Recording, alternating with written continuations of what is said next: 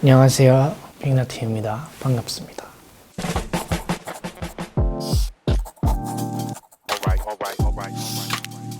시기로 따지자면은 중3이랑 고1 공부를 하고 있는데 뭐를 위해서 하는 건지 이게 맞는 건지 이런 생각들을 되게 자주 했어요. 그때 심정을 떠올리면서 생각했던 곡이고, 그리고 그게 공부가 아니더라도 어떤 일을 강압적으로 받을 때 시키는 뭔가 사회의 압박, 그런 시스템의 압박에서 누구나 다 그런 생각은 한 번쯤 할 것 같아요. 학생이 아니더라도 어떻게 보면 시스템을 욕하는 그런 곡인 거죠. 동시에 이제 개인을 욕하는 곡이기도 해요. 우리 자신을.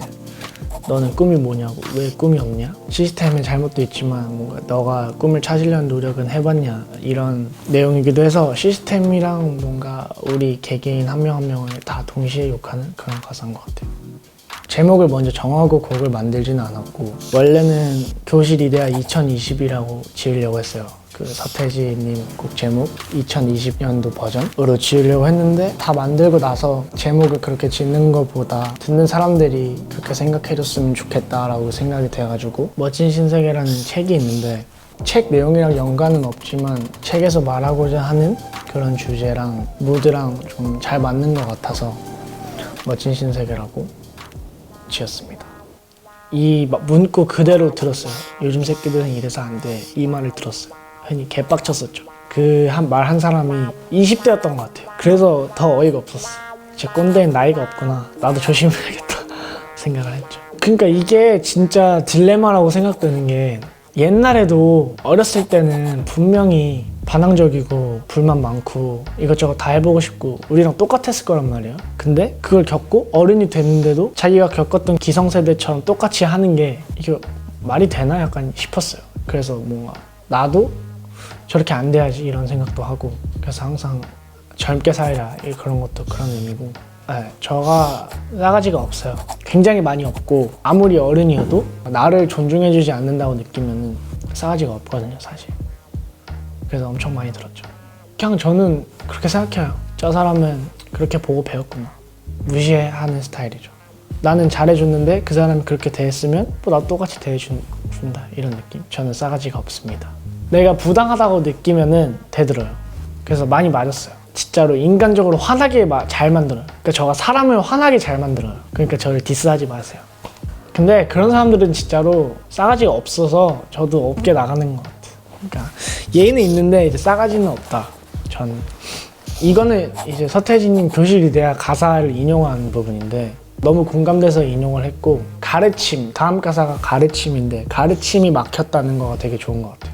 너는 이거 해, 이거 해. 사실 이거는 좋은 가르침은 아니잖아요. 그런 게 이제 막힌 가르침이라고 생각을 했고, 뭐 예를 들어서 어떤 내가 내 비전을 가지고 얘기를 하고자 하는데 그거 아니야, 저거 아니야를 이유 없이, 그러니까 비판이 아니라 비난하는, 그리고 막으려고 하는 사람들, 그럴 때가 제일 답답한 것 같고, 이제 그런 가르침은 필요 없다, 약간 이렇게 쓴 가사입니다. 너는 머리가 참 그래.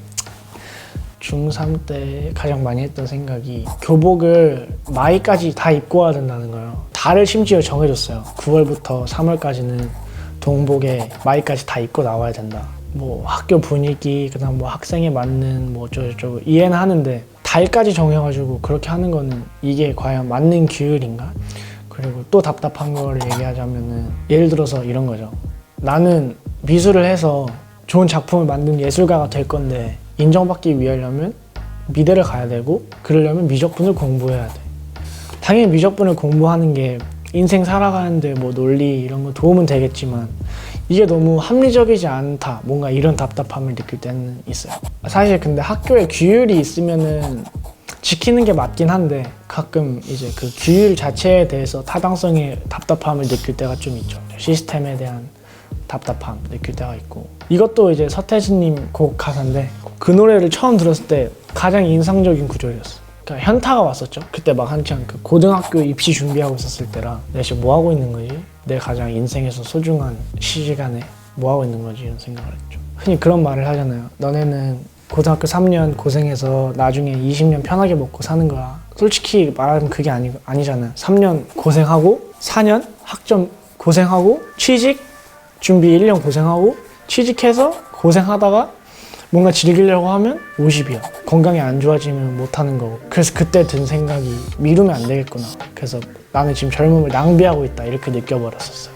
그래서 그 가사에 되게 꽂혔었던 것 같아요. 왜냐면 나는 목적의식이 없었던 상태였으니까. 그 당시에는 그 자각을 못했어요. 뭐가 문제인지를. 제가 가사에서 욕했던 그런 친구들이랑 똑같았어요. 저도. 뭐가 문제인지도 몰랐고 꿈도 없었고.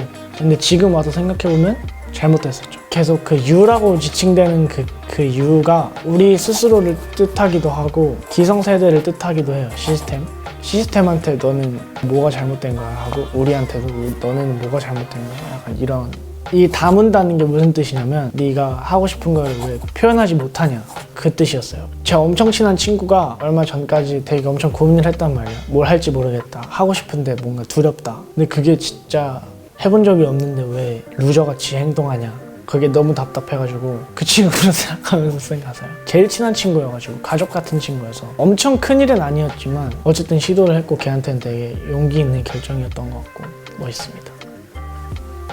아무것도 안 해보고 아무 말도 못하는 것보다는 그게 잘못된 정답이라고 할지라도 정답을 막 말하고 다니는 사람이 저는 오히려 좋아요. 그거에 대해서는 또 저는 존중을 해주기 때문에 남한테 피해를 주는 신념만 아니라면 신념을 갖는 건 멋있는 일이다 이렇게 생각해요. 맞아요. 진짜 너무 싫어요. 극혐. 흘러가는 대로 살자, 편안하게 살자 이런 생각 가신 분들은 자기 삶을 더 소중하게 보낼 수 있는 방법을 고민하다가 그 방법을 찾으신 거고 그런 고민조차 안 하고 될 대로 되라 이렇게 사는 사람들은 한 끗 차이인 것 같은데 아무 생각 없이 그냥 흘러가는 대로 두저도 아니고 그냥 몰라 약간 이렇게 사는 그런 사람들을 한테 한 말이죠. 악플러가 될 수도 있고 흘러가는 대로 아무렇게나 사는 사람들도 엄청 누구보다 불안한 사람들이라 생각하거든요 저는. 근데 이제 불안하고 말고는 사실 제가 알 바는 아닌데 그런 사람들이 열심히 살고 있는 사람들한테 너 그거 아무 의미 없어 이렇게 말해버리는 거는 무엇보다 잘못된 거라고 생각하거든요. 꿈을 가지고 열심히 사는 사람들한테 그런 식으로 얘기하지 마라 이런 식으로 약간 쓴 가사. 잠깐만도 그냥 알았으니까 닥쳐봐. 그래서 너 꿈이 뭔데 약간 이렇게 생각할 거리를 뭔가 계속 주고 싶다. 내가 했던 고민들을 똑같이 뭔가 하게 해주고 싶다. 나도 아직 방향성을 못 찾았고 뭐가 맞는 건지는 모르지만 뭔가 같이 고민해보자 약간 이런 뉘앙스로 쓴 가사인 것 같아요.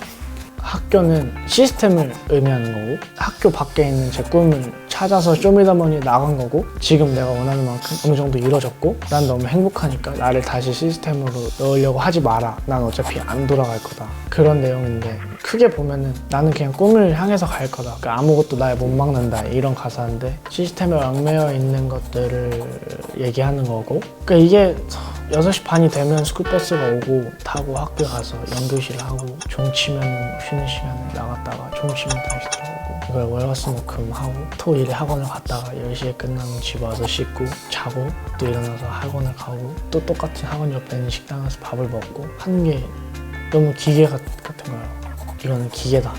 그러니까 진짜 저가 엄청나게 많은 생각을 해봤어요. 이 시스템에 왜 문제일까? 왜 저런 어른들이 있는 걸까? 한국사도 공부하면서 생각도 해봤는데 전쟁을 기점으로 그게 더 극심해지지 않았나? 근데 그거는 우리가 이해를 해야 되는 게 자기 가족이 눈앞에서 죽어가는 거를 보면은 이성을 잃을 수밖에 없다 생각해서 그거는 우리가 이해해야 되는 부분이라 생각해요. 풀을 먹으면서 안 살아봤으니까 우리는. 그런 분들한테는 뭐 힙합 음악이고 뭐 자유고 없는 거죠. 그냥 그때로 돌아가면 안 된다는 생각이 너무 세게 있으니까 그런 괴리가 생기는 것 같아요. 그리고 이 곡의 아우트로 부분에 벌스가 8마디가 있는데 이거는 음원 사이트에 기재를 안 해놨거든요. 근데 이것도 드라이브를 걸어놔가지고 잘 안 들린단 말이에요, 가사가. 근데 가사를 물어보는 사람들이 있어요. 무슨 가사냐고. 그걸 궁금해하시는 사람들한테 해주고 싶은 마음이 어떤 가사일지 상상하면서 들었으면 좋겠고 이게 맞아? 이렇게 센 가사를 썼다고? 싶으시면 그 가사가 맞다는 말씀을 드리고 싶습니다. 어쨌든 한국 힙합 화이팅! 한국 음악 산업 화이팅! 박재범 화이팅! 힙합 플레이어 화이팅!